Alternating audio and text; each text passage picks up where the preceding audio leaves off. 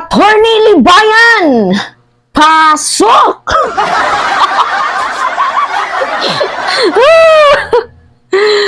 Ano ba naman yan, Mima? So, nakikita nyo naman nata, guys, yung survey, no? Kita nyo yan, diba? Sabi dyan, VP Sara, Senator Tulfo, lead, Tangheres, 2028 presidential election. So, isa po sa leading candidates, sa main character kung tawagin. Itong si Raffy Tulfo. Nangunguna pumapangalawa. Ilan lang din yung lamang ni Sara kay Raffy Tulfo. Talagang maintain for these 6 months.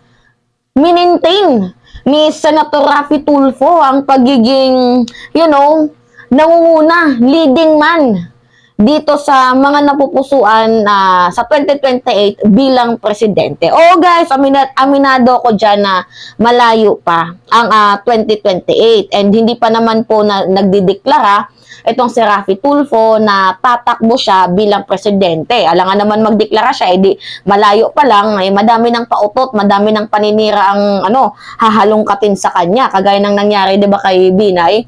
Ang ginawa niya, in-announce niya agad na tatakbo siya bilang presidente. Ano yung nangyari?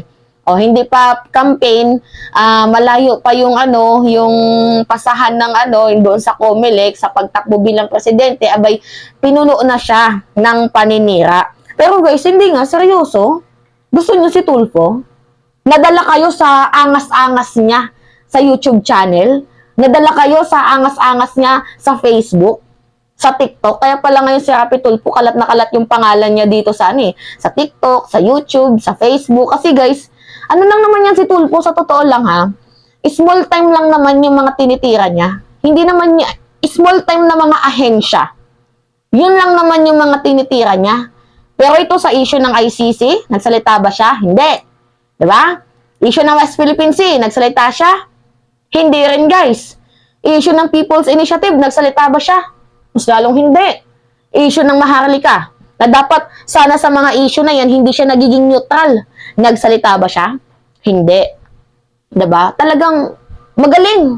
Magaling yung strategy ngayon ni Senator Raffy Tulfo. Katulad din naman sa PDP Laban, kasi diba itong si former President Duterte, sumabog ang issue sa kanya, daming issue. Alam mo kung ano yung ginawa ng PDP Laban members? Nangapa sila, dumistansya sila kay Digong. Ano yung nangyari? Pasok sa banga. 'Di ba? Si Tolentino, si Bato, si Go, pasok sa banga. 'Di ba? Kasi dumistansya. Ito naman si Bato, medyo umangat yung pangalan, abay dahil nakitaan ng mamamayang Pilipino na baka pro-life na, pro-justice. Kasi nga, mayroong interview itong si Bato de la Rosa na ready na daw siyang magsalita sa International Criminal Court.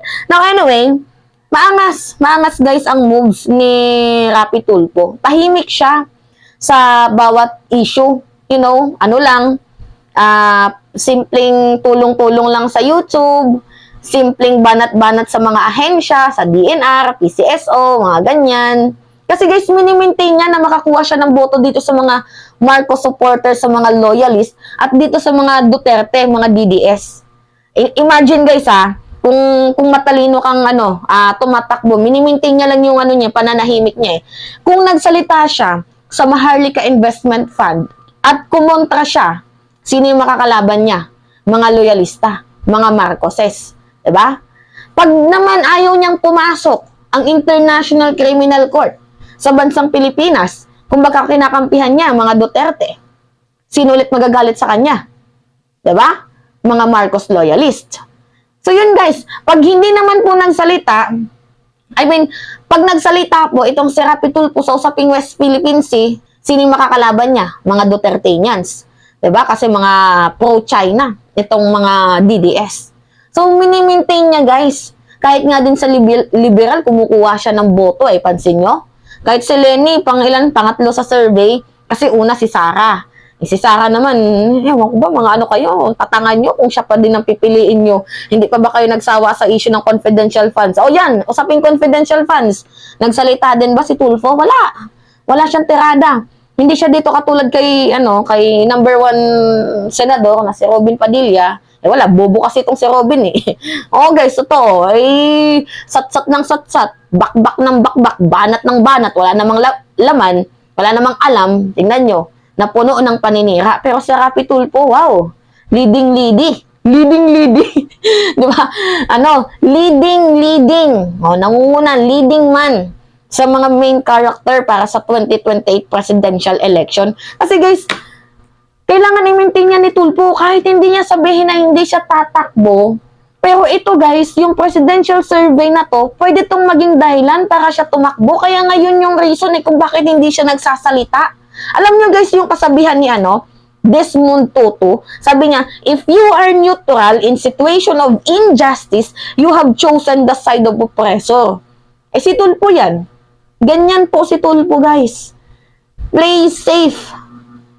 Diba? Ay, sa usaping West Philippine Sea na dapat magsalita siya dyan. Wala, tahimik. Ayaw salita. No comment. Sa naging prayer rally, no comment. Sa isyong bangag, adik, narcolis, no comment. Ha? Simple lang, no? Simple lang, hindi niya mahalata yung kanyang moves, pero yun yung kanyang moves, guys. Kaya ngayon, nire-reveal ko itong si Rapi Tulfo. Although, aminado tayo, guys, na wala pa naman siyang issue sa corruption. Wala pa naman, kahit pa paano, wala pa naman akong nababalitaan. Pero, issue sa mga kabit, abay, oo, iniwan niya yung original wife niya eh. Yan yung sabi ni sa mga balibalita. Kaya nga sabi ko, Atty. Libayan, pasok. Diba? In-interview nga po sa ilang mainstream media yung first wife ni Rapi Tulfo, pati yung panganay niya na anak eh. So, sa isyong sa isyong mga kabit-kabit, total, yan din naman yung tirada niya doon sa Rapi Tulfo eh. Yung, isumbong mo kay Rapi. Diba? Yan yung tirada niya sa Rapi Tulfo na about sa mga kabit-kabit. Oo nga pala, madagdag natin. Si Arlene Stone, humingi ito ng tulong sa kanya. Kasi sinabihan ni Arlene Stone sa kanyang sa kanyang YouTube na humingi daw pala siya ng tulong dito kay Rapi Tulfo ukol dito sa issue nila ni Kibuloy. Ay hindi sumagot, tahimik. Hindi sumagot, guys. Hindi katulad kay kay Senator Risa Ontiveros, talagang may paninindigan. Merong merong lakas ng loob para tumirada. Ganyan po si Risa, walang inuurungan, walang inaatrasan. Hindi ko naman sinasabing iboboto ko siya, pero gusto ko yung ganyang quality. Yung ganyang pag-uugali. 'Di ba? Na hindi natatakot. Kasi guys, pag si Tulfo nagsalita, uungkatin niyang mga issue niya ni Tulfo. Kaya nga nananahimik siya, play safe siya. So bali ang magiging ungkatan dito, pag tumakbo na siya bilang presidente, diyan nahahalughugin ng kanyang issue. Eh ano pa naman to? Patola pa naman to si Tulfo. Sa kanyang mga vlogs, patola yan. Sa Atty. Libayan, pinatulan niya nga yan eh. Atty. Libayan, pasok. Hindi pwede to. Nangunguna si Tulfo. Nakakalawa, nangunguna si Tulfo. Well, para sa akin, much better na din si Tulfo kahit papano kaysa dito kay kay kay Robin. Kung sila lang naman yung dalawang choices, much better na lang si Tulfo. Pero kung si Sara or si Tulfo, guys, huwag kayong mamili. Walang kapili-pili sa dalawang yan. Walang kapili-pili sa dalawang yan. Magsisibalikan lang yung mga hindi dapat bumalik. Kaya yung Maka Duterte yan eh. Ano lang yan, play safe lang yan. Hindi yan siya masyadong nagpapakita ng true color niya. Ano kayo magpapaniwala dyan, Diyos ko Lord. Kung si Erwin pa yung tumakbo, baka oo, si Erwin. Isa sa kanilang magkakapatid, si Erwin lang ata yung matino eh. Si Ramon, black sheep. Si Ben, ewan ko kung ano yung stance nito, pero ayoko na masyadong, masyadong din yung bunganga nito eh. Si, naman, Rapi, yun, ewan ko dyan, ayoko kay Rapi sa totoo lang guys, just to be honest, and just to be true to myself, ayoko kay Rapi. Ayoko. Kasi siya mayabang siya, totoo lang guys. Mayabang siya. Promise. Bukod sa mayabang, oo, wala siyang issue sa corruption, pero, yung mga vlogger, gusto niyang patahimikin din eh. Diba? Ayoko dyan. Mawawalan tayo guys ng press freedom pag si Tulfo yung binoto niyo. Or else, diba, lahat ng mga vloggers mawawala sa lipunan to. Papatahimikan niya ni Tulfo. Kaya guys, wag.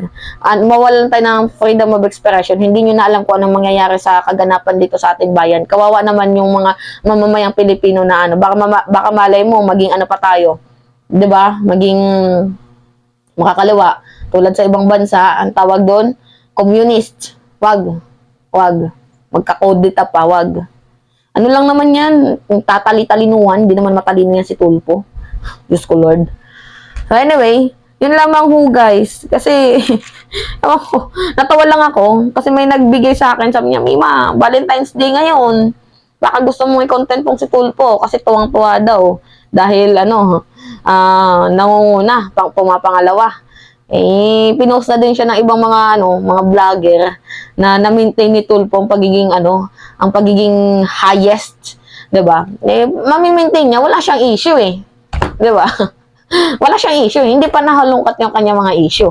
Anyway, pagdating ng panahon, pag tumakbo yung presidente, tingnan niyo, hahalugubin lahat ng issue ni Senator Rapi Tulfo.